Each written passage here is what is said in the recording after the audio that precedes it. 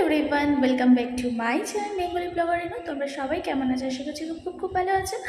আগের অনেকগুলো ব্লগ জমে আছে, সেগুলো আস্তে আস্তে পোস্ট করব, কারণ আমার মেমোরিটা পুরো ফুল। তো আজকে মাদার্স ডে, আজকের ব্লগটা আমি আগে পোস্ট করব।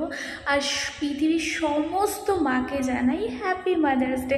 সবার মা খুব ভালো থাকুক, সুস্থ থাকুক, সাবধানে থেকো সবাই।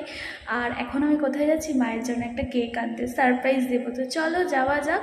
ছোট্ট একটা ব্লগ হবে, আশা করছি তোমাদের ভালো লাগবে। আর কেমন লাগলো সেটাও প্লিজ কমেন্ট করে জানিও কিন্তু। তো চলো ভিডিওটা স্টার্ট করা যাক, আর বেশি বকবক করবো না। তো এই দেখো, আমি বেরিয়ে পড়েছি, অটো করে যাচ্ছি, কারণ ভাই ছিল বাড়িতে আর এক ভাই ছিল দোকানে। আর আমাদের যেখানে দোকান আছে সেখানে একটা বিশাল বড় রাধাকৃষ্ণের মন্দির আছে, শিব পার্বতীর মন্দির আছে।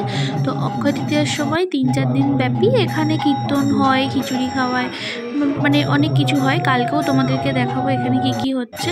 তো তোমাদেরকে ছোট্ট একটু ক্লিপিংস দেখিয়ে দিলাম। এই দেখো, এখানে কীর্তন হচ্ছে আর ওখানে মন্দিরটা খুব সুন্দর করে সাজিয়েছিল।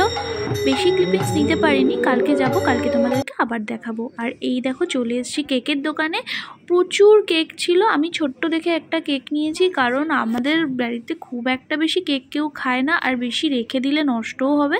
তাই ছোট্ট দেখে একটা কিউটিপানা কেক নিয়েছি। আর এগুলো হচ্ছে সব অর্ডারের কেক ছিল। তারপর কেক টেক নেওয়া হয়ে গেছে, সামনে চোখে পড়লো একটা ফুচকার দোকান। সেটা দেখে তো আর লোভ সামলাতে পারলাম না, চলে এলাম ফুচকা খেতে।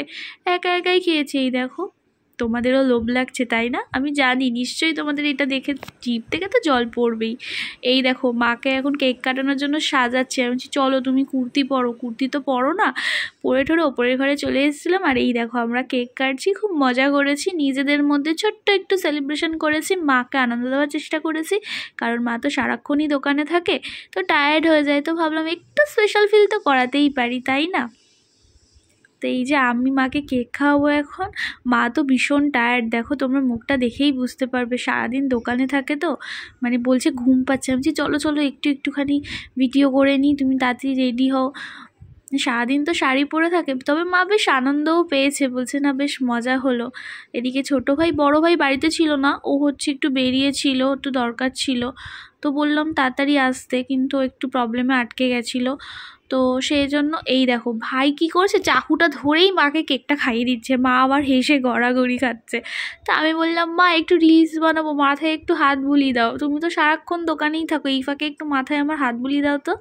তো এই দেখো, হাত বুলিয়ে দিচ্ছে আর আমি এরকম মজা করি। আমাদের কেক কাটা, ভিডিও করা, রিলস করা, অল ডান। মা বলছে অল ডান। ওর ঘুম পেয়ে গেছে, এখন